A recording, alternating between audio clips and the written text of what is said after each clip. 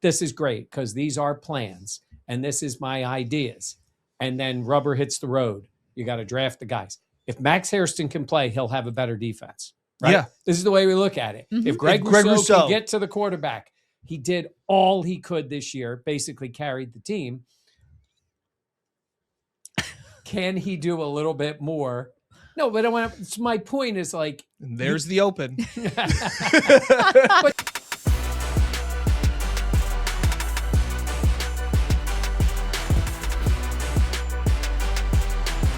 Now, from the Connors and Ferris podcast studio, this is the Buffalo Plus podcast. All right, welcome back to the Buffalo Plus podcast. Mike Catalana, Dan Fates. I am Jenna Cottrell. Please be sure to like, comment, subscribe, as well as share. We are here in the Connors and Ferris podcast studio today. We were in Orchard Park. We got to hear from the new Bills coordinators. We're going to talk about our impressions of them. Joe Brady also meeting with the media as well. And Brandon Beane appearing on WGR. So our take on all those things. I want to start big picture, Michael. We had 1 million views over the last month. I knew you were ready to say that. Did you? I could see you. He was sitting there and he was like, I want to talk about the 1 million views. Well, it's 1 million views in a month or 28 days, actually. Yeah, I think that's pretty cool. So thank you to everybody that has, obviously the Bills have given us, as somebody pointed out, they've given us a ton of content to talk about. Still, 1 million views is in general a lot. For a 28-day span was pretty cool. So appreciate everybody that has followed along and continue to spread the word. We're millionaires in views. Yes. Thank you all, because you are what makes Buffalo Plus so great. All right, let's go back to today. So we heard 1 million views. We heard from the coordinators, Jim Leonhard, the first one, the new Bills defensive coordinator. I want to start with him because that's obviously going to be someone that I think will have a huge part in this way this new Bills team looks. Obviously, Sean McDermott ran the defense for a long time, and now things will be looking different ahead in Orchard Park. What did you make of Jim Leonhard and the first impression he made today? Jim Leonhard's going to be a head coach someday. He's got that to him. This is not the day. He's just taking over as defensive coordinator. He just has that feel to him. I remember him as a player, and I remember when he came to the team, it was like, oh, that little guy is undrafted, and he just kept getting out on the field and getting out on the field. The only reason I bring that up about the head coaches, I thought he had a very big picture feel to him. While he could get into specifics about what he wanted to do, he seemed to have an air of confidence and calm and a mission. Honestly, he reminded me a little bit of Sean McDermott, early Sean coming in, a guy who knew what he wanted to do, but hadn't done it. But he's had a plan, not like fire and brimstone. I'm going to yell, I'm going to do whatever. Like, this is the way I see it, and I want to go from there. So, I mean, he's an impressive guy when you get to hear him talk.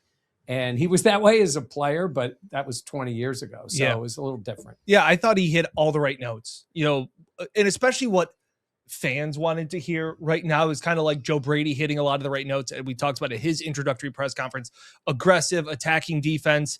He said, we want to be the type of defense that the NFL doesn't want to face, and talked about forcing offenses to react to them and not counter punches. I think that's great in all of those things. And you're still trying to get to what it's going to look like, Jenna, because I think he did a nice job of, again, crediting what was there before. Like, it's not like this is some total complete overhaul in his eyes. And kind of like we talked about in one of our last videos of, like, he came here because he obviously saw some of the pieces that were already here and kind of touched on those. And I want to mention that in a little bit. Some of the players that was asked about that I thought kind of raised my eyebrows a little bit, but I thought it was, again, Jenny, you talked about like adults in the room. And I thought that was very well gotten across. Yeah. And it's not that there isn't a adult in the room. It just more so he seemed very mature, very buttoned up, very disciplined. It was about respecting the players. He has been one. He knows what is appreciated in that room. And I just felt like he got his message across in a great way. Like, I understand why he was such an attractive candidate for other DC jobs, because I think when you listen to him, it's easy to buy in on the vision that he has. And look, I get it. Hey, we're going to be aggressive, but we're not going to be reckless. Every defensive coordinator is going to say they're going to be aggressive. It's how the players fit into that scheme to then be aggressive. but I thought he did a really nice job. And it's understandable why, if I were Joe Brady, I'd be like, you know what? I really like the direction this guy has. They talk so much about leader of men.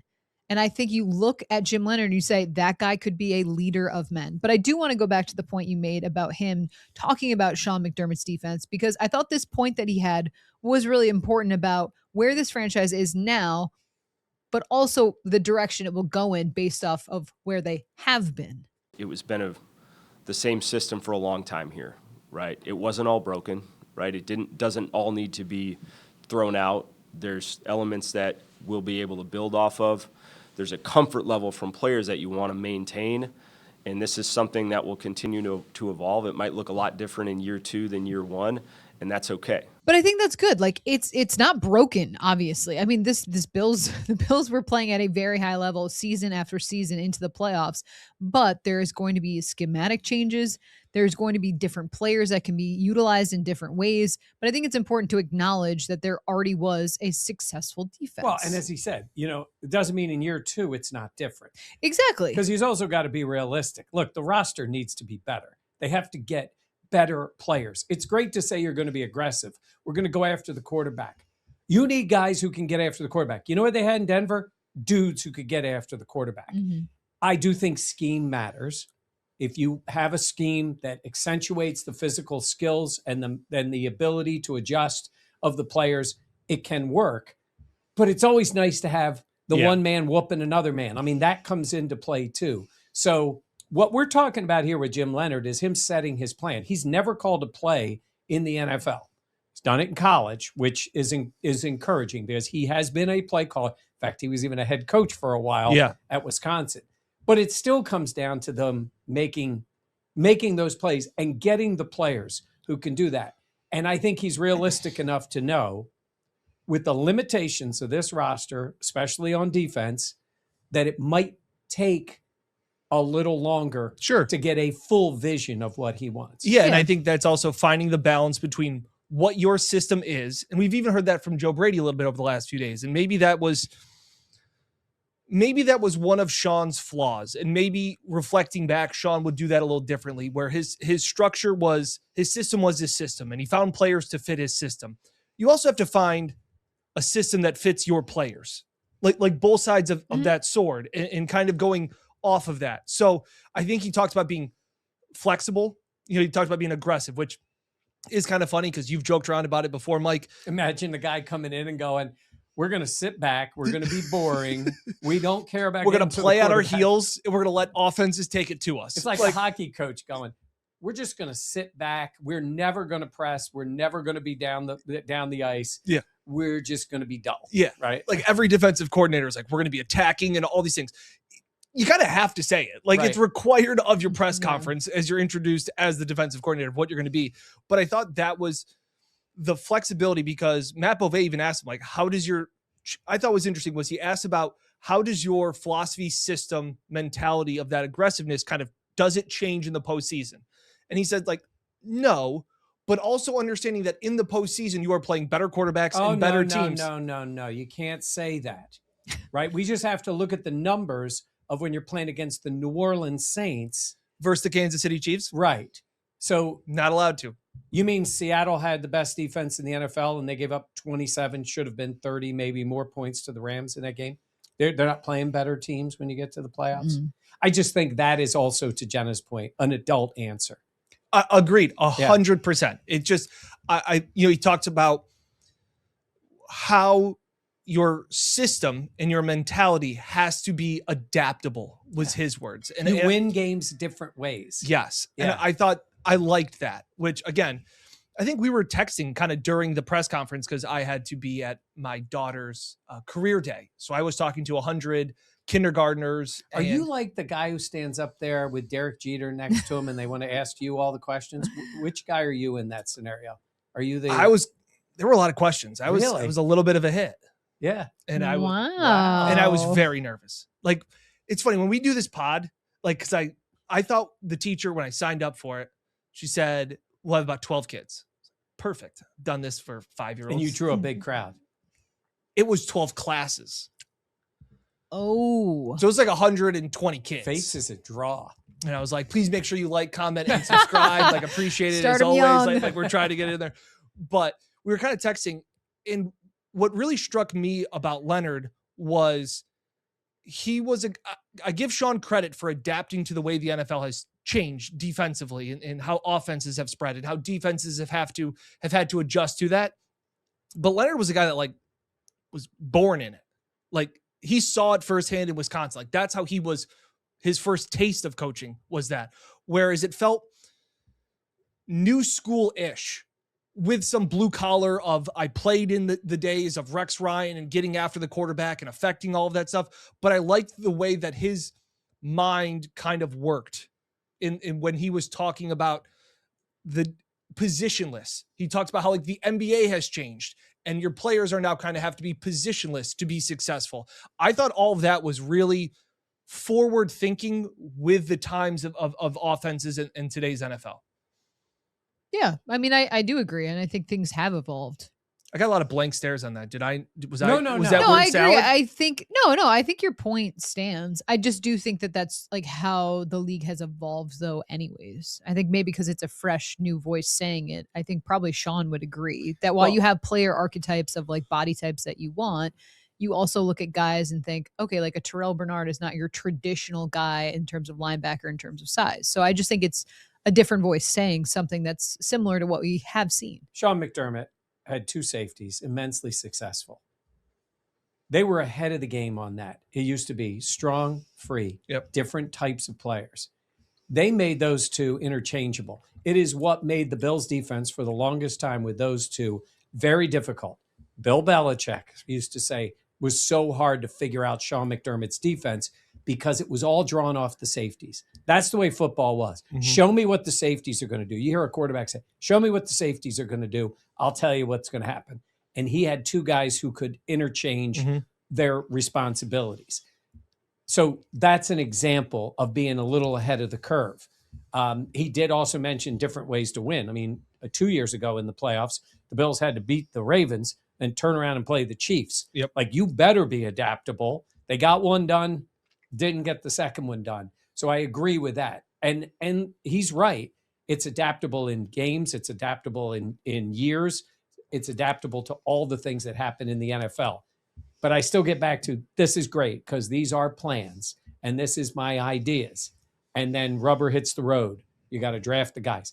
If Max Hairston can play, he'll have a better defense. Right? Yeah. This is the way we look at it. Mm-hmm. If Greg Rousseau can get to the quarterback, he did all he could this year, basically carried the team.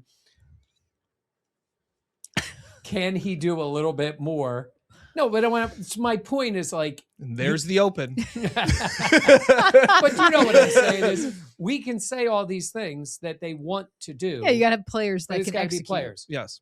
But it's nice to see a guy with a plan. And it fascinates me because he played for Rex. Yeah. He is not Rex Ryan. Seriously. He is nothing like that. So it was cool to say. He was also asked about a 4-3, a 3-4 defense, all those kind of things. And I thought they're not going to tell you everything they're going to do, especially at an introductory press conference. Like, they're still getting to know the players. Like, he talks about, he just had like the meeting with like the scouting staff yesterday of like, this is kind of what I want to run my scheme. But he talks about how when you can keep the same 11 guys on the field and show different pictures, that's when you really put the quarterback in problems cases. And I thought that was really insightful. And again, that's not something that we've really seen because the Bills have alternated and switched personnel so much that if you could have the same 11 guys, you will be able to disguise more because of, okay, well, now that Dorian Williams is on the field, this is what the Bills have run a lot of. Yeah, he did. He referenced the stress on an offense multiple times. And I think Joe Brady has mentioned that. Brandon Beane has mentioned that. I think that has been a theme. Yep. And that's the new vision. It's the new vision is being more going forward, not going back. And I don't mean back I just mean in terms of dictating. Mm-hmm. We've talked about that. Dictating to, in this case, you dictate to their offense. Yeah. You put them when that quarterback's helmet goes off, he doesn't know what you're doing yet. Yep. At the 15-second mark. And I think that's what adds the stress. Yeah. But it does come back to the players being able to execute. So we'll Yeah. see how that goes. Other side of the ball. Oh, I said he had 2 players. Yeah. I was Oh, curious okay. about That was, well, it was Cole really 3 Bishop. because he was asked about Benford too. And he's like, I want to get to know him more as a person. He's traveled. We'll see how all of that works out. Like, he wasn't saying that like he's 100% going to be Patrick Surtain. Like, Yeah, like that. that's goals. Correct. But Patrick Surtain. But he was asked too about Cole Bishop, obviously being a safety in the NFL. And he said he really liked Cole coming out of college, that he called him a jack of all trades and kind of seeing where he can help him get to the next level.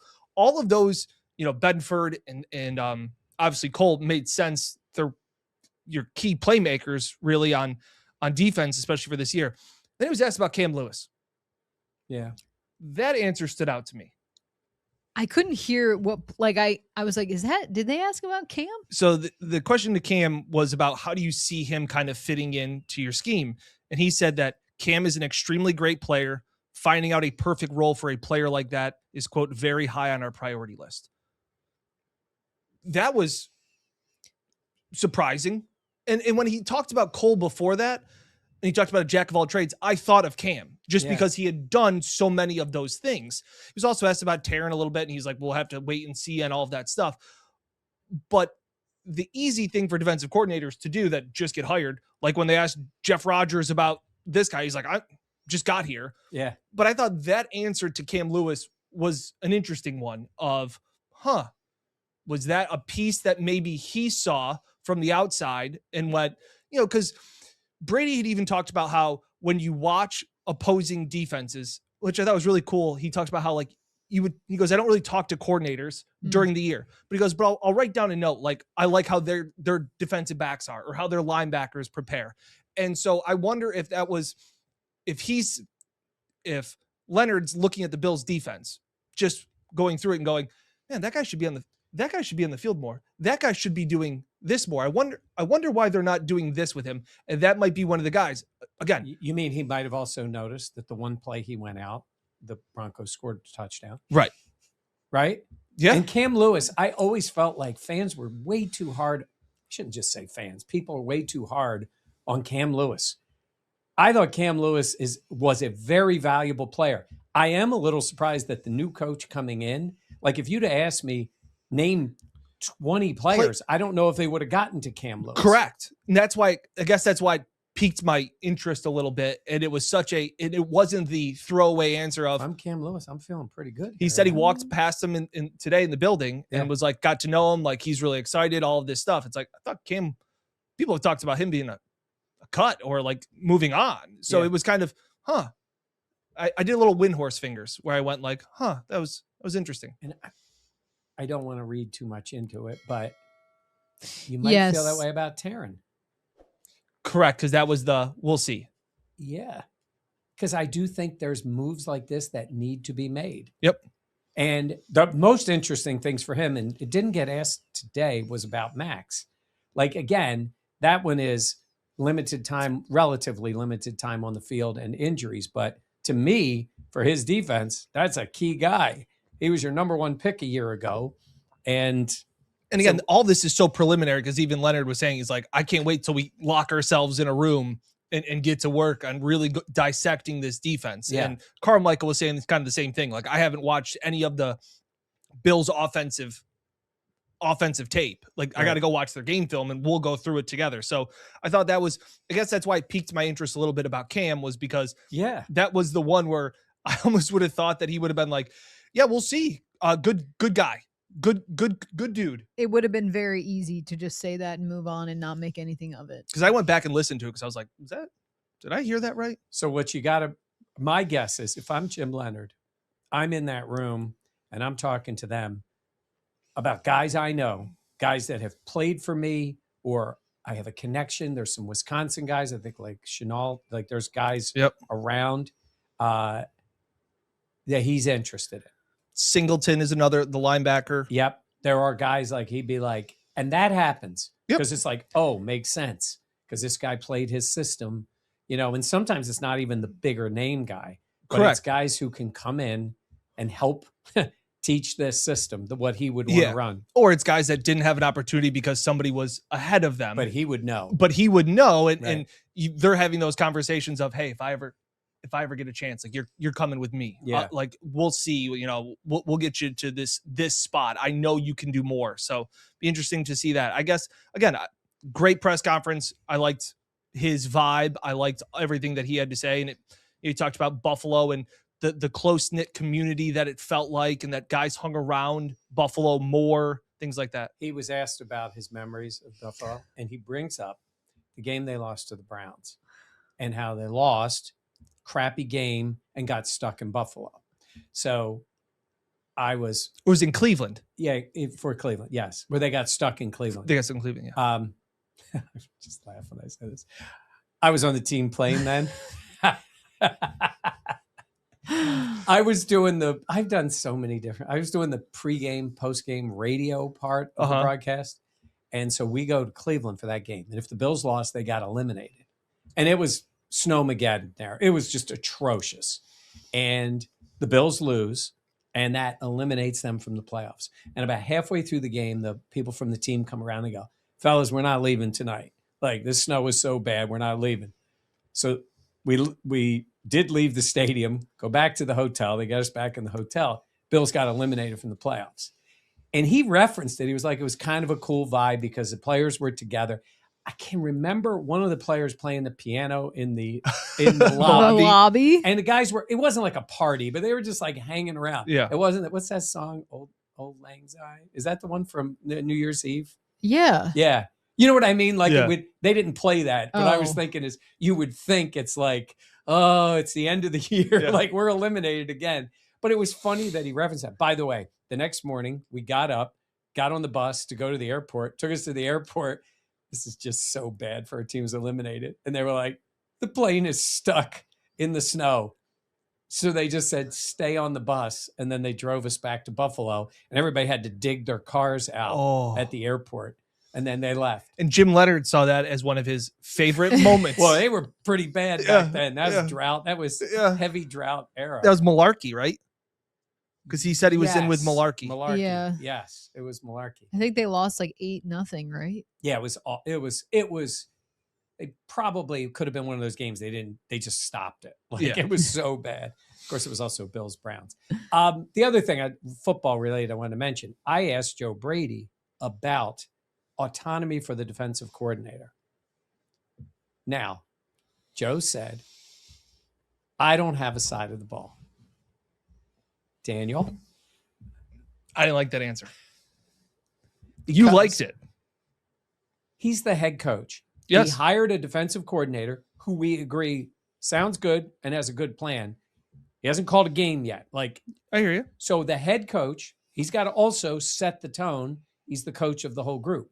That being said, my thinking is his goal is I don't have to worry about the defense. Not that you aren't involved, but I don't have to be managing the defensive coaches. I hear you.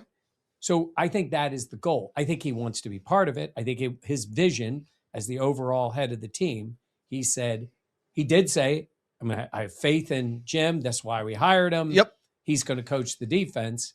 But I don't mind that in January saying, I don't have a side of the ball. He obviously has a side of the ball. He's calling the plays. And to go off your point, I think too, he has been the offensive coordinator. He has worked so closely with the offense. He probably wants to add a little bit of separation to the offense in saying, okay, yeah, I don't have a side of the ball because I am now the head coach. But that's how I feel. But you can't separate and say it's not your side of the ball. Well, it is his side of the ball. We know that the truth is. But he's just still calling plays. He's not saying, I'm going to run the defense. He's basically saying that. I think he's trying to it's a little hyperbole to say, like, I don't have a side of the ball. He's calling the plays on offense. Correct. It is more of a message to everybody to say, I'm the head coach of the entire team. I agree. I think it's more the messaging about everything falls under my jurisdiction because I'm now the head coach. And it's all new. Like, Jim Leonard's not called to play. So the head coach, and plus it's part of game planning and everything. He's going to be in those rooms. Yeah. No, go off, King. No, that was the one thing I thought that struck me the wrong way. I understand Brady is the head coach. He is now the CEO of all of those things. let's not pretend how he did not get this job and why he's in this seat. So I just want him to say, I'm not sitting there saying, oh, he doesn't have any impact on the offense. Just like how I don't think that, or no impact on the defense. Just like how Sean obviously had an understanding and a game plan and ideas for the offense. Like, I understand the coaches don't work in a vacuum. Wait a minute. Sean's ideas on the offense were run the ball on every play and don't let Josh run. Correct. And Sean was calling jet sweeps to Dawson Knox. And he was also punting. Did we forget about that? Did we forget about those days? And punting on every fourth down. Correct. Yeah. So I'm just yes. being. Usually being coaches get usually coaches get criticized when it's not their side. He's really hammering home this pod. This is the Mike show. The coaches get criticized when they dare to stray from their side of the ball. Sean's a defensive head coach. Joe is an offensive head coach. I think he's right to make the point, like, okay, maybe he made it a little farther with saying I don't have a side of the ball. He obviously has the side of the ball. Okay. So you're agreeing with me. But it's not something Michael, come back. It's not something that I would. Like Kyle Shanahan's not like, I don't have a side here. I don't have a side. He's established, though. I think if you're but Joe. isn't when he was hired. Obviously, you're going to have a say in the defense. That is understood. My point is to sit there and like, I still want Joe Brady to be 100% of this offense and also be involved in the defense. That's not crazy. I also want him to be involved in the special teams. All of those things are understood, but let's not act like he doesn't have a side. I think it's a little hyperbole is all it is. It's like, I don't have a side of the ball. I'm neutral. How many times would you say you're neutral on something, but you're not really neutral? I'm very all the time. Right? So, Joe, I got your back on this one. That's fine. I understand what he's saying. Like, even on his press conference, and he's like, I can't wait to celebrate with the defense in plays. Like when Josh Allen gets picked off, I can't wait to celebrate with Max. All those things. I get all of that because you were in a vacuum on one side, but you can't distance yourself from this offense when you're going to be. Just let it go. Let it go. He's not. Hey, Dan, relax. Hey, Dan. Like, what is Dan, going on? You're being hysterical. What is going on? Dan? I'm not allowed to have a point on this pod. Dan. Help me. Dan, you're being hysterical. Really? You should smile more. You need to relax. Relax. I have one thing. I literally they got back from Buffalo and I said, hey, by the way, I wrote down the one thing I didn't really like that Brady said. I didn't like how he said, I don't have a side of the ball. And Mike's like, oh, I loved it. And then I never said I loved it. I didn't say I loved it. Michael did not say he loved it. I got what he was trying to say. He's making a point that I'm coach of the whole team. Yes. Yes. That's what good. I was unaware. Thanks, Joe. Well, I did ask him the question. Hey, I did use the word autonomy when I asked him the question. You did. Correct. So I put him in Spell that it. spot a little bit. So it's my fault. Yeah. No, it's kidding. I'm kidding. I'm kidding. It's Mike's fault. You said peaked earlier, and do you know how to spell peaked? Peaked? Peaked. I knew you were going to do that. Peaked. No, and when it's used like that, it's PIQUE. Peaked. Oh, it piqued your interest. Yes. I thought you meant Shut up. They peaked. No, it's Yes. peaked. PIQ. And what about when you use your eyes and you Look? Yeah. How's that spelled? LOOK. Jesus Christ. Peaked. Oh, yes. With your eyes. P-E-E-K. Oh, there Okay, we go. good. He's on a roll. But you don't know that piqued my interest. You would have said PEAK, right? You guys are just Oh messing my with me. God. I swear. Yeah. PIQU. Peaked. Yeah. D. I didn't want to ask you in the moment, but Oh I my got God. the best. That is Peaked. Oh, well, our Wi-Fi sucks. Yeah, we but live here, in a bomb peaked. shelter. Stimulate interest or curiosity. Oh my God, Daniel. You just broke. That looked like I don't know if I want my kids going to That looks like a bird. future kids. You're speaking to kids. Didn't ask me to spell anything. Smart. All Okay, let's talk Pete Carmichael, who very established, who was Sean Payton's right-hand man for a long time, worked with Drew Brees.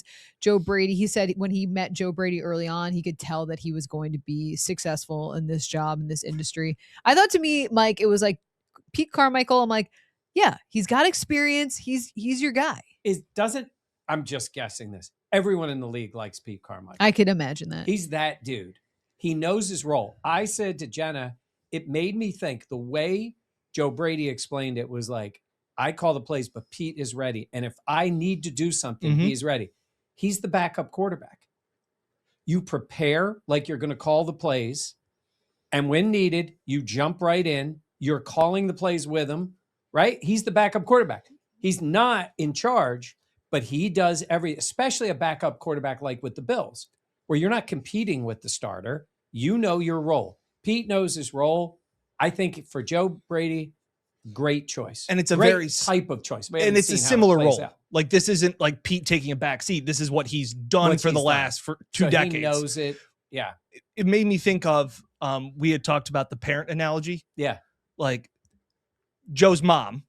And then when mom's not there, dad has to step in. Like, Renee runs the house. And then when I come in there, I have to continue off I have to reiterate what Renee has talked about. Like, it's my job to fulfill that. Now, see, the difference is Pete's there all the time. Yes. Like, You're just walking right in now, late. Yeah. right now, Renee is running the show. And then when I come home, I have to continue the philosophies and beliefs that we're on the same page. We're on the same, we're aligned. You're aligned. Renee and I are aligned in our parenting, but I have to continue that. And then when she See- goes out and gets to have her night with her friends, I have to be able to hold the fort down. I look at Pete Carmichael as the wingman. Yeah. Like, he's there to like help support his guy. He can kind of talk to somebody if he needs to. He knows the message. He can get it out there, but like, it's not about him. By the way, while we're saying that, I was a great wingman. Fantastic wingman. Really? Yes. Wow. You don't think so? Say whiffed. No, Great wingman. I guess Uh-oh. I don't know. I don't. It's like a point guard. Directing traffic. Can't you see Pete Carmichael too, like manning the grill at a 1,000%. backyard barbecue? Just Yeah. like, hey guys, what's going? The beer's in the cooler. Beers in Oh, the cooler, so cornholes over here. Go help yourself. Yeah. And in control. Yes. Like not rattled. I do Yeah. love it when they always talk about, you had said that early on when he was with the Saints, he kind of had that feeling that Joe was going to be great. Do people file those away and then just wait for it to happen? Because how many of those stories are like, I thought this guy was going to be great, and then he just never panned out and you just kept that story to yourself? You know, I remember one time. I was thinking being in that the with you. sports- I was Right. in- No, I was that's in what I'm the saying. Sports Is that like- department one day, and this guy kept coming bugging me for stuff, and his boss came around and said, "You got to tell that Dan Fates to get back to his production job instead of hanging around the sports department." And I thought, someday that Dan Fates is going to misspell words on the podcast. Someday that Dan Fates is going to annoy me even more. Someday I'm going to have a podcast with this guy. He's going to be the worst. We're going to argue about saying. You're right though. There's probably some people that are like, I put that one away, and you're like, I didn't need that. Right. Like, I guess I just thought of like, somebody had that story about Adam Gase and was like, I knew at an early age that Adam Gase was going to be a mediocre head coach and fail as a head one. Like, It's really funny. I just, he talks about how he was at Coach O. He Brought him up. Yes, Coach O got brought Coach up. O. A couple times. Yeah. Listen, I was laughing. when he Pete brought up- Carmichael's already been liked, comment, and subscribed to Buffalo Plus, but he talked about, Coach O wanted them to come to LSU and have this conversation and talk to the players. And then he also said, do you have anybody to talk about RPOs? And he goes, we got done with our stuff. And then Brady came in, and he goes, the whole building at LSU was just like drawn to it. And he's like, he was the rock star. We were the opening act. And obviously goes to LSU, wins the national championship. Joe talked about it and said he told him afterward, they're going to call you up to hire you. And he said, I kind of dismissed it. And then Then he they got did. called and got hired. So Coach O. Yeah. yeah. Coach Shout O. out Coach O. Coach. Who would have O. thought Coach O be getting this much airtime on a Bills Buffalo podcast? Plus. Yeah. That's it. That is true. But I got the appeal of having him there. It seems like someone who knows that role and can be supporting and helping Joe Brady as he takes over this, and in terms of running the offense and Yep. being on both sides of the ball. He doesn't have a side. By the way, we knew Sean was a subscriber. At least we want to believe that. Joe, subscriber yet? Buffalo Plus? I think so. You Yeah. think so? Yeah. He's been on his phone. He's had a lot recently. Yeah. He has been on the media tour. Yeah, Yes. he has. He's been He's a lot probably of places. exhausted. He's got to be exhausted. He said he's been on his phone more this past week than he has been his entire life. Yeah. Jeff Rogers also talked, new special teams coordinator for the Bills. What? I was just really hoping you'd be like, and Jeff Rogers talked. So what else we got to talk Well, about? in Like, fairness to Jeff Rogers, first Right. of all, he just got off a plane. yeah, Yes. He doesn't have any players he knows he can use.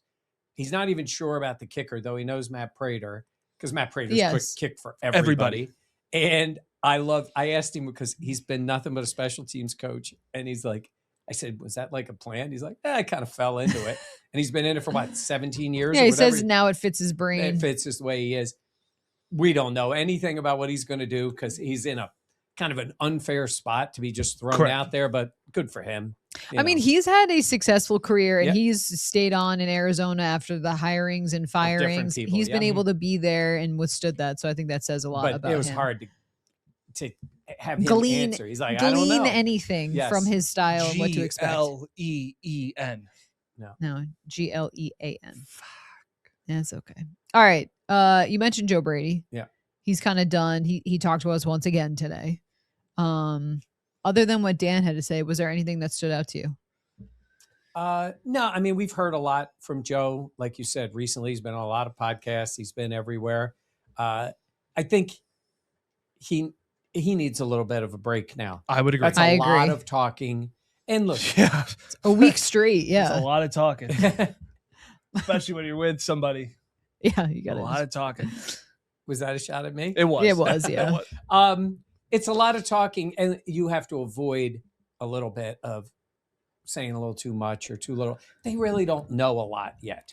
Correct. Right? Mhm. Because there's so many things that can happen between. Well, it's going to ramp up fast. Like now they're meeting with everything. They've met with the scouts. Like this is when Yes. they make their plans for free agency and what they want to look at. You know, Bean talked about that today, cutting down the number to like 250 players that are going to be at the combine, the people they want to, who they decide to meet with. So this is when it's like ramping up because they go to combine and the thought with most people is the draft. But the reality is free agency starts like right after the combine Yeah. and it's your own free agents at that point. But no, I think it's been a lot of, he's been on a lot of stuff. Yeah. Been on a lot of podcasts and done a lot of talking, but today was pretty similar. Brady also mentioned that they're keeping Kelly Skipper, Rob Boris, Austin Gunn, and DJ Mangus. So we're Yeah. talking about offensive line. Running Said the backs, positions, running they're still backs. trying to work through details of positions and titles. So that's what makes me also wonder, like, would Austin Gunn move to a different position? Like, Right. kind of things like that. Obviously, we know Kelly Skipper's been the running back coach. Boris has been the tight ends coach. And then Mangus has been assistant wide receiver Yeah. coach. And I know they've brought in a new quarterbacks coach. They've Yeah. brought in some more new linebackers coach from Oklahoma. Yeah. Things like that. So that was just housekeeping yeah. duties. Another interview today. Brandon Bean was on WGR. He was not sat down, but he was with Joe and Jeremy earlier on today. Now they did bring up the wide receiver talk. We know that was a huge topic this past offseason stretched into this year. And Bean had the joke about, I'm going to see how many draft picks for receiver there's been before and essentially do that. Yeah, it was every draft, pick 7 yeah. wide receivers. Yes. I'm in. You know, he's at that point where it was, they're not going to give anything away. I think he was receptive. Certainly was a different interview than a year ago, which was right after the draft. Yes. But it was fine. It just is interesting. I will say one thing. Brandon Bean is going to talk a lot in the next little bit. He'll talk before the draft and all that time. I do understand. We make the point that the salary cap is not real. Understanding that there is a real element to it, and at times it can be impactful, right? When you draft play or when you sign players, draft players that don't work out, or you sign players that don't work out, it becomes more impactful. I will say this: when I hear him, he deserves every credit in the world for drafting Josh Allen. Yep.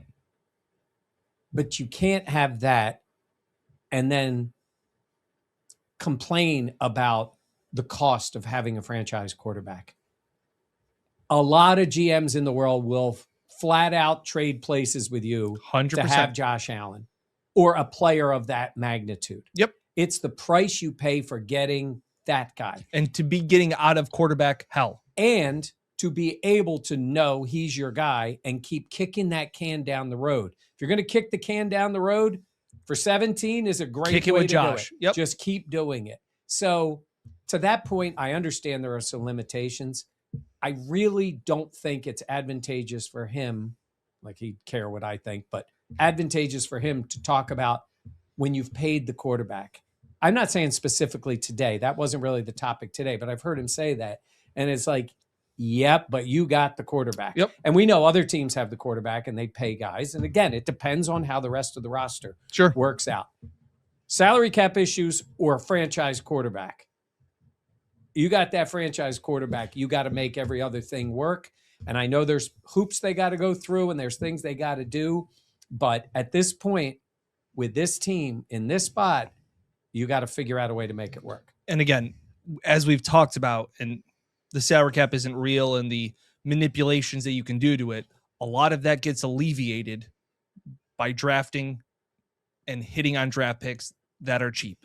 Like they have been able to pay Spencer Brown and Deion Dawkins because Torrance is on a rookie deal. And then you kind of have to also reset all Deion those Dawkins things. and Spencer Brown were really good draft picks. Correct. So you kept them around. Correct. If So Keon Coleman would have hit, we'd be having a whole different you conversation. don't need another outside wide receiver. Correct. So that's where drafting well helps. Look at what Seattle's done. They paid a quarterback a lot of money this year, and they were still able to, through free agency, hit on free agent signings, hit in the draft, and they're in the Super Bowl. Trade at the deadline. That is true. So, There was yeah, that. I'm with you too, where it's like, I've heard so much about the cap, and that's kind of where at times I have felt like GMs use the cap as a crutch, as an excuse and not a reason. And like, it just makes it can make it harder. They're going to have decisions to make. But what else Sometimes is harder is finding Josh Allen. And you did the really hard part. You did that. Finding your franchise quarterback. Which is in large part why Brandon Beane got elevated to the Correct. job he has now. Correct. Because he drafted Josh Allen. Yep. It has been the biggest move in the franchise's history. Correct. But the price of that is Josh makes a lot of money. Right. And you got to figure out how to help him out. So Steak too juicy, lobster too buttery. right. It's tough problems. There's guys in other cities going, I'll take that problem. Yes. Yeah. All right. Anything else, gentlemen? No. Okay. You going any more schools to talk? No. But it was best question I got was, when I talked about traveling for my job, because they want to know the pros and cons. I think a third grader asked if I have to pay for my plane tickets to go to games. And I said, no, my company pays for them and the dinners. And that got a lot of oohs and ahs. And then they asked if I was on the team plane. I said, no. Yeah. I fly with all the regular folk back in 27C. I'll be in the middle seat. But yeah, it was funny. I tweeted out, like, in all honesty, I get more nervous. I was more nervous today to talk to elementary school kids than I was at your wedding. Like that is I'm offended. That is my level of. I was comfortable doing the wedding. They said, like, do you have some slides to prepare?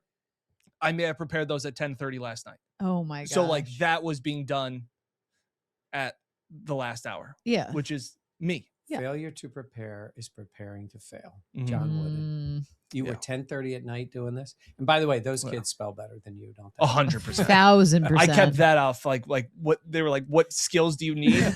And I was like, writing, reading, creativity, all of those things. And I did not. Did you put grammar up there? No. I was just saying that's not exactly the. Nope. I said writing, reading, and creativity. I want to give a quick shout out to Paula and Jim. I met them the other day at Target. They were so nice, so sweet, huge fans of the channel. Jim and I took a photo. It was awesome. It made my day. So I just want to say shout out to Paula and Jim. And I really appreciate you watching the Buffalo Plus channel. One other shout out, Henrietta Senior Center. Yes. Jenna and I went there. Pretty soon I'll just be going there for lunch. Stop. But the people are awesome. It's great. Can I just say it is adorable watching how excited people are to listen to Mike, interact with Mike, signed a couple autographs. It's really cool. It's a cool Shelly, place. who runs Yeah. the place, amazing. She's always great. They get a great crowd, and they know their football. They really do. They are into it. Love it. Absolutely. They are into it. So it was fun. It was fun to go. So there. shout out Dudley Elementary in Northside, Fairport, Miss So Hallie's class. We go see the adults. You go see the Yes. kids. That's the way it What goes. somebody asked me who my favorite team was, and I said the Atlanta Braves because that's Yeah. my favorite team. And then somebody asked me who my least favorite team was, and I said, oh, that's kind of tough. And then I said The New York Mets. the New England Patriots. Oh, That got wow. a big cheer. Cheer. That got a big cheer. So that is uh, funny. shout out to So everybody. excited for that Super Bowl. Wow, it's going to be a Super Bowl. Yes. It will be a football game. It will be a football game. All right. Thank you so much for joining us. Please be sure to like, comment, subscribe, and share. We'll catch you next time here. For Mike Catalana and Dan Fates, I'm Jenna Cottrell. Thank you for watching Buffalo Plus.